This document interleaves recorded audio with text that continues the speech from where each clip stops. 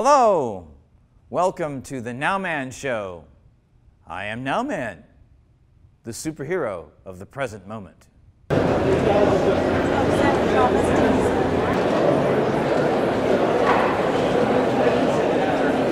That last GOP debate dragged on longer than one of Donald Trump's first two marriages, but I just want to say that huge is not a good enough word for what this man will bring to the White House. We finally have a real American who transcends mundane liberal ideas like specifics. For far too long, we have not had a giant wall on the Mexican border. And Donald Trump is the man who will build a giant wall on the Mexican border across all the mountains, all the deserts, all the valleys, all the private property, all the commercial property, no matter how much it costs, so the people of Mexico won't have to see our crumbling walls and bridges.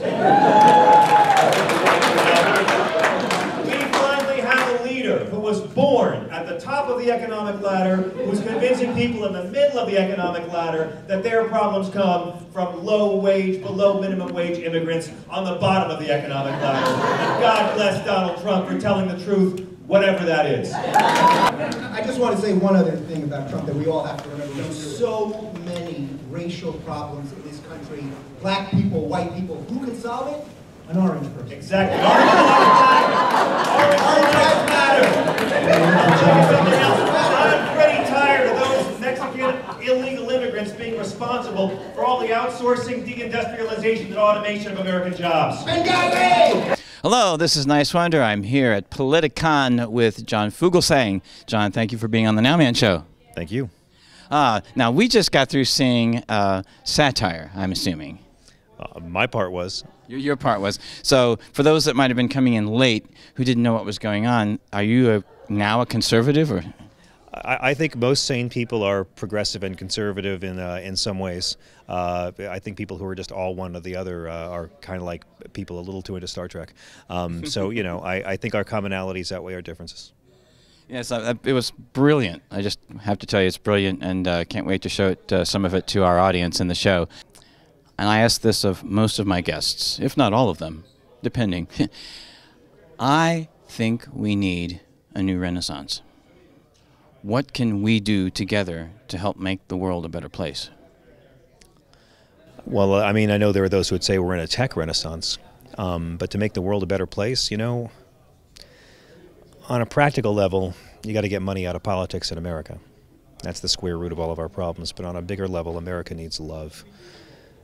We need more love in our hearts. We need more love we give to others. We need to receive more love from others. And I think that only when love can replace the anxiety and fear and competitiveness and strife that defines American life for so many of us, can we have the kind of society where someone won't feel so desperate enough that they'll want to take a gun and hurt a lot of people, where they'll want to outsource jobs and decimate a community, where they'll want to put low-income people in prison for consensual crimes that don't hurt anyone.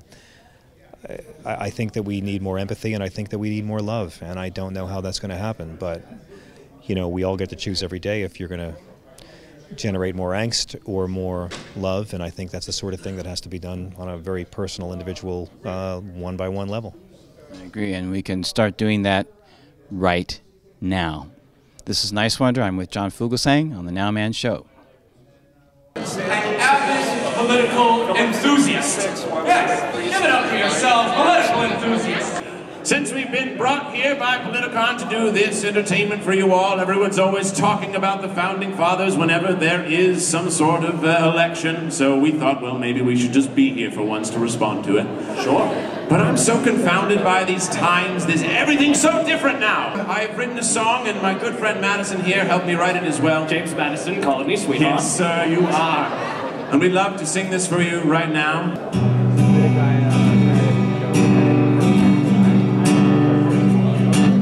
Where are the gas lights?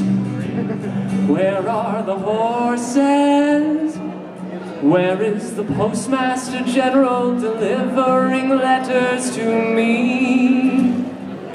Where is the art Where is the culture? What is it that people do with a minute or two they have free? Where is the life I've had hundreds of years to inspire? Where is the love? All I see is the greedy desire. Can there be more? Or am I absorbed by this higher scene? This life in forward times, what can it mean? Where is the schoolhouse? Where is it? Where is the know-how? Where's the bountiful knowledge that thousands of colleges bring? Where is my passion? Where is my muse now? What amongst all the rubble is worth all the trouble to craft into lyrics and sing? Where is the life, despite all of these modern advances? Where is the love? Well, I try but get no second glances. Marianne, can there be more to this harsher new place that I've not yet seen? This life in forward times, these fast forward times, the second chance at life, what can it mean? Thank you. Thank you. This is Niswander. We are about to check out a panel discussion on the topic of big money, big politics. Let's check it out. And then in 2012, Bill was in charge of Obama's Super Pac. So he's going to be uniquely capable of helping us understand Super PACs. And we've also got Clay Aiken, whom some of you might remember from his unsuccessful bid to unseat Renee Elmers. It was in North Carolina's 2nd district. So for political junkies, this is a thrill. Dennis Kucinich, when he gets here, he was a veteran Democratic lawmaker in the House of Representatives and a presidential candidate, so he knows all about this stuff. And we'll get right into it. Money in politics. We've had the Supreme Court and some other court decisions really chipping away at laws that have been put up over half a century to make the government look less corrupt. And Citizens United in 2010 was the really big one. People were like, this decision will unleash a flood of money. It's going to blow people's minds. The monopoly man is going to send democracy directly to jail. And not everyone actually agrees that that has happened, but it's an argument. Like today, the New York Times had this incredible story. Fully half of all the money that's been raised in this campaign so far has come from just 150 really rich dudes. And that's like not how it was before. This is new and unusual. So I wanted to ask, we'll start with Bill, what has changed? How does this change campaigning? Help us understand what's going on. Well, it's a disaster, basically, that such a small group of people can give so much money and have that kind of influence on a presidential campaign, or any level campaign, really. The Supreme Court opened the door to corporations giving money, which is a whole new floodgate of cash that's flowing into these elections. And, I think that on the Democratic side, there are a lot of people who give a lot of money. There's even more on the Republican side. But if you look at Democrats, just take my Super PAC, for example. If you look at the people who gave... What is the name of that Super PAC? Priorities USA. Okay. Action, actually. I thought there was an action in there. Yeah, these Super PACs have good names. When Bill Maher gave us $1 million, he asked if Borat had named our Super PAC. Are they like running out of names for Super PACs? Actually, we went through 100 different names before our lawyers let us refrigerator magnet poetry. Okay, Congressman Kucinich is here. Thank you. Great to join you. All right, so we went over Citizens United, and Bill Burton is explaining why it sucks. So I don't have to stay there. Go ahead, Bill. Welcome. But anyway, if you look at the Super PAC, you know, we received donations from anywhere from $1,000 to $3, $4, $5 million. None of those people who gave that money became ambassadors or even entered government service. But do we know who they are? I mean, do you provide a list? Yeah, because on the one side, well, there's a group of them. There's two groups, right? One of them was a 527, a Super PAC. The other one was a 501c4. We modeled it after Crossroads, Karl Rove's group, because we thought, you know, we might not like the rules, but we're not going to get run over by rules just because we're not playing by the ones that there are. So there was we did have another group because we thought there might be some Democrats who were interested in giving money the way Republicans did, which is anonymously. But it turned out that was the vast minority of the cash that we raised. But none of those folks went on to get huge positions. And I think for that reason, it's hard to get campaign finance reform during a Democratic administration because the motivation for giving money is slightly different on the Democratic side versus the Republican side. On the Republican side, it's an investment, right? If you're Sheldon Adelson and you give $500 million, you know you're going to make upwards of $2–3 billion if there's a Republican president. So it's actually a pretty good return on your money. If you're a Democrat, you know your taxes are going to go up if your candidate wins. So it's a different thing. So I actually think that it's hard to get reform because corruption is just much less obvious on the Democratic side for the purposes that people give. All right, Clay Aiken, we're talking about the money in politics, all this money is sloshing around, but what is actually happening? Like, what's the money for? How do you get it? And you know all about this. There's a great mini-series that followed you for your campaign. It's called Runner Up, and it was on the Esquire network. And tell us what you had to do to try to get money and what you would do with the money. What did I not have? I mean, there were very few things that I didn't have to do. I actually didn't run the campaign that a lot of people wanted me to. I didn't run the campaign that the DCCC would have asked that I run, which would have been 40 hours a week on the phone. And I fought with my campaign manager daily, hourly, about not doing enough call time, not being on the phone 40 hours a week. And I ran in a very rural district, which was admittedly incredibly Republican, and I knew that going in. There were no Democratic donors in the 2nd District, which meant that I spent my entire time during call time calling people in Ohio, calling people in Minnesota, calling people in New York or LA to ask for money. And when you do that, I inevitably get into conversations with these donors about policy issues that are important to them. Now, I think I have been able, or was able, to kind of maintain my core throughout it, but I would find myself, as soon as I got on the phone with someone, quickly Googling Dennis Kucinich to make sure that I didn't accidentally offend him on the phone. I don't have to Google you, but you know, the point is, make sure I don't offend them on the phone and not get that $2,600 that I'm after. And so, in addition to taking politics out of the grassroots level and keeping me from talking to the people who needed to be represented, the people who didn't have two dimes to rub together, are the people who you fought for, the people who I wanted to fight for. Those are not the people who politicians these days are now spending any time at all talking to. Instead, they're talking on the phone to someone in Manhattan in hopes that they'll give them money, and probably placating their policy desires also. You know, I watch West Wing a lot, you know, and I thought that people who work on political campaigns came in and they volunteered to help raise money or put out signs. People make so much money teaching you how to raise money. People make so much money in politics handing you lists of people to call or connecting you with the big donors, successfully or not. So there's a database out there of people to call and ask for money from.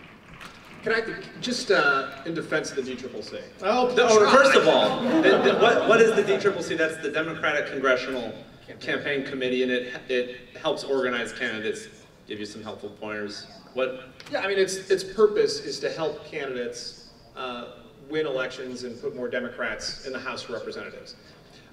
It was, I worked there in 2005 and 2006 when Rahm Emanuel was the chairman, and I lived to tell the tale. But it was, every day was great. We won the House back, Nancy Pelosi became speaker, and it was a lot of fun.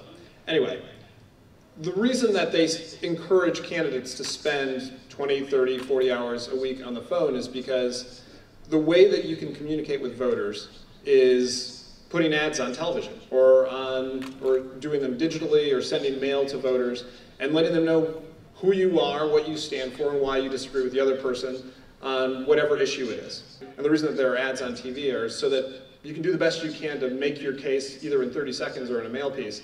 And that's why the DCCC does what they do. But I fully respect not wanting to do that because it sucks. Right? It's like Congressman, just because, and I want you to talk most of the time, but just because the DCCC has a reason, and you're absolutely right. I mean, we didn't have the money to run enough ads. Were we able to run more ads?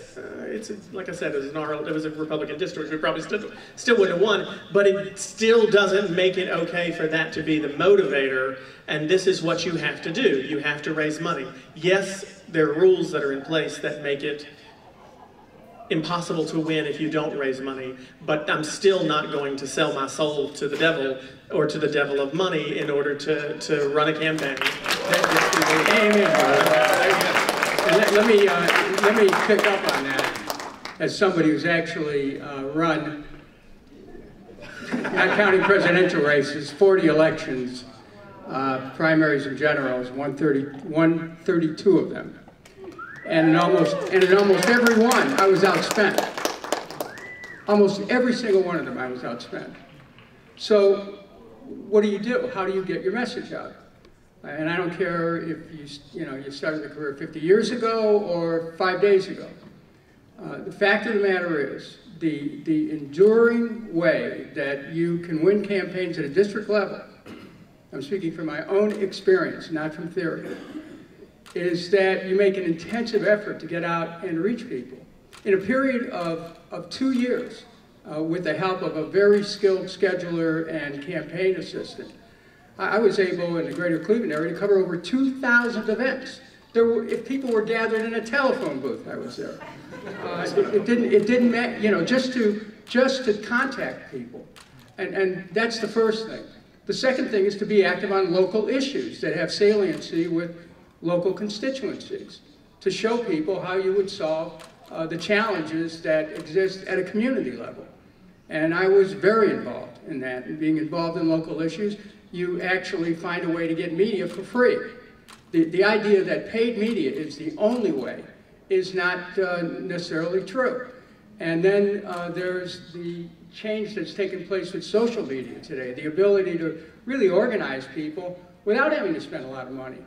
And then as I moved on to Congress for a period of 16 years, most of the fundraising we did was on the internet. And we were able to raise money to stay competitive with candidates who were raising a tremendous amount of money from political action committees. And with respect to the DCCC, I have my own experience. When I got elected to Congress on my 5th try over a period of 25 years. It's a lot of door knocking. And when I won the nomination in 1996, the first thing that happened is the DCCC knocked on my door. They said, here's $62,500 or whatever. Now give us the keys to your campaign. And I directed them to a district far south of this planet. And told them that I really didn't need their support because I understood my district, and after the election I'd be glad to talk to them. When I was in Washington, I met with the head of the DCCC. We had a big, we had a good laugh over that. But the fact of the matter is, if you don't control your own campaign, these ideas of campaigns being run by remote control from Washington is bad news, because they care even less about the people you represent.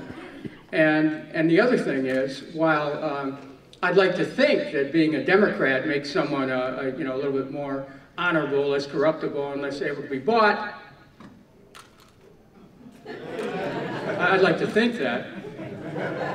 But when the Democrats started to take corporate contributions years ago from the same people the Republicans were raising money from, it really blurred the differences between the two parties. So then our caucus meetings, as a Democrat, we'd have these caucus meetings every week, and we talked about 3 things at these caucus meetings. Number 1, polls. Number 2, fundraising. Number 3, how bad the Republicans are. And the Republicans had a different approach. They talked about polls, fundraising, and how bad the Democrats were. So, you know, the heart and soul of politics has really been corrupted by campaign spending laws and Supreme Court decisions. But still, each one of us who really cares for people still has the ability to pursue our own path to election. So the campaign we've got going on right now has this guy in it named Donald Trump. And part of his shtick, not the biggest part, but part of it is, I can't be bought. I used to buy and sell politicians myself, but you can't buy me because I'm so rich. I'm using my own money. And campaign finance reformers like, well, this is what we've been talking about. He's showing you how corrupt the process has been, but at the same time, the fact that he's just able to waltz in because he's rich also shows that the process is broken because money is such a barrier. So, you know, what sort of solutions could there be for this Trump phenomenon? Well, I actually think that Donald Trump's message on campaign finance is one of the reasons that he's got such durable support. It's because people, that minority of Americans who look at Donald Trump giving a finger to the system and calling other politicians out for the sort of influence that they can have with donations, is very attractive to people who are angry with Washington and who believe what Congressman Kucinich just said, that people in Washington don't care about the people in their districts. Like, that is something that's very attractive to them. But, you know, the truth is, as long as we're in this system, that's what it is. Like, people who give huge checks have undue influence, and people who give $2,600 checks or $2,700 checks, which is the max for a congressional campaign, they have undue influence. And the truth is, donors should have some influence, but it shouldn't be that you have to be wealthy and be able to cut a check for $2,700. You should be able to make a contribution of $25 or $50 and still have some influence over your government and these campaigns. But I do have to take exception with what Congressman Kucinich is saying, that people in Washington, be it at the DCCC or somewhere else, not caring about folks in the district. It's not true. The people who work at those committees are dedicated progressives who went to Washington because they actually did care about communities. And they did care about the issues that Democrats true of you. I'm going to finish my point. I'm going to finish my point. And so for you to insult those people and say that they don't care, it's just frankly not true. What was the insult? Oh, he was just saying that the folks there don't care about people in the districts, and that's not true. Like, they went to Washington because they did care about folks out across the country. I don't know if everybody goes to Washington because they care about let me answer him, okay? Look, I'm not a theoretician on this. I've been there. And let me give you an example. Nancy Pelosi is a friend of mine. We took over the leadership of the Congress. I was a committee, chairman of a subcommittee, terrific. But when we had sufficient information to put an impeachment against George Bush, she wouldn't touch it. And I just say that was of interest to my constituents. When we had, later on, the ability as a party to block the bailouts of Wall Street, no, you know, Wall Street had its hooks into our leaders as well, which devastated Main Street with the practices of hedge funds. So, you know, I'm not going to get moist-eyed about what party politicians do and what they say and how they care about people at a community level. One of the reasons why you're seeing tectonic shifts in the plates of politics in this country today is that people are waking up a little bit more and understanding that Washington doesn't give a damn about them. There's a bubble inside the Beltway. I know this. I saw it. I fought it for 16 years. And so, you know, I appreciate everybody who cares and goes to Washington with the best intentions to work, even those at the DCCC, great. Thank you for doing that. But excuse me, you know, I have 16 years of experience that I can go back on, and I see how money has corrupted the system, has corrupted both political parties, and has created the necessity of a third way in American politics that can challenge both parties' hegemony and the hold that corporations have on both parties. Well, this is Niswander with the NOWMAN Show. I'm here with Congressman Kucinich. Thank you for being on the NOWMAN Show. Thank you. It's good to see you. Now, we just heard a talk about big money in politics. Do you think that's the biggest challenge, the biggest problem facing our country right now? It's a challenge, and it's a big one, but I don't think that we can arrange the challenges in which we face in terms of what's a priority. Everything's important. We have to think holistically about those challenges. So the degradation of the planet, it should concern all of us. War and the United States unbearable imperialism, that's a problem. Trade laws that don't allow for workers' rights, human rights, environmental quality principles. We need to change that. The fact that so many young people can't get a decent education. All of these things should concern us, and we have to have the ability to be able to hold multiple goals simultaneously and pursue a newer world without saying, well, first we got to take care of this and then we take care of that. No, there's so many different things that we have to work on simultaneously, and I think we're capable of doing that. I totally agree. I think we need a new Renaissance. What can we do together to help make this world a better place? Well, if we look back to the first historical Renaissance in which people celebrate, it was a celebration of the human spirit, the human mind, of consciousness, of our ability to express ourselves in music and in song and paintings and in literature, our growing into our own multidimensionality. And I think that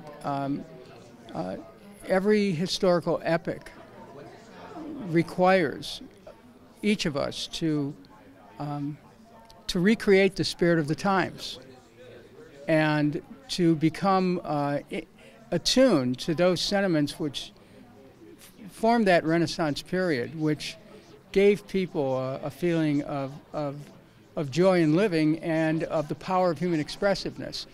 But that really comes from an awareness that this inherent joy, which is our birthright, should not be muffled or stunted by the world, that we need to use it as a springboard to recreate the world in a way that is joyous.